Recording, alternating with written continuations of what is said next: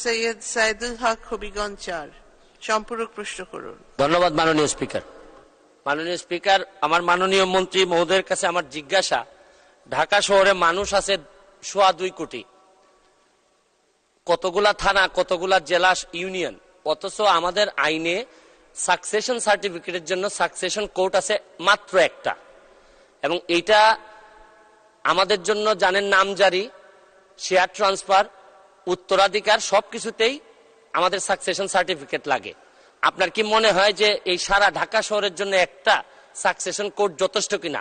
আরেকটি হচ্ছে কি 138 এর একটাই প্রশ্ন। ধন্যবাদ। একই সাথে রিলিভেন্ট স্পিকার, মানে স্পিকার আপনি আইনের মানুষ, ওই 138 এর চেকের মামলায় এক একটা ডেট পরে 1 বছর পর পর ঢাকা শহরে চেকের মামলা এখন আর কেউ করতে চায় না, শুধুমাত্র ডেট পড়ার কারণে। এই ব্যাপারে আপনি কিছু সিদ্ধান্ত নেবেন কিনা? ধন্যবাদ মাননীয় স্পিকার। ধন্যবাদ মাননীয় সদস্য। মাননীয় মন্ত্রী। ধন্যবাদ মাননীয় স্পিকার। মাননীয় স্পিকার,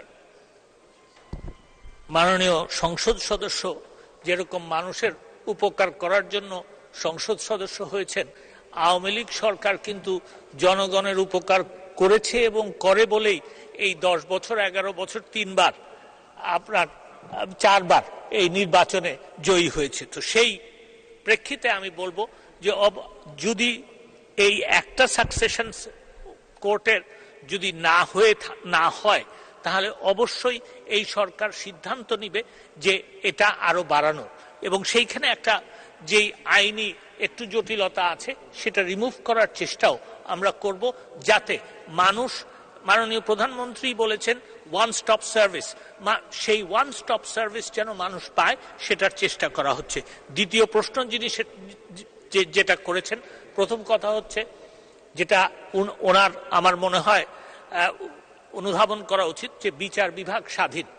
তো সেই প্রেক্ষিতে আমি বলতে চাই যে section 138 of the negotiable instruments অ্যাক্টের যে মামলাগুলি, সেখানে জটিলতা হচ্ছে। আমরা চিন্তা ভাবনা করছি যে এই আইনটার এবং বিশেষ করে এই ধারাটার আপনার সংশোধন করার জন্য, এবং তড়িৎ যাতে মামলা শেষ হয় সেটার ব্যবস্থাও আমরা নিচ্ছি।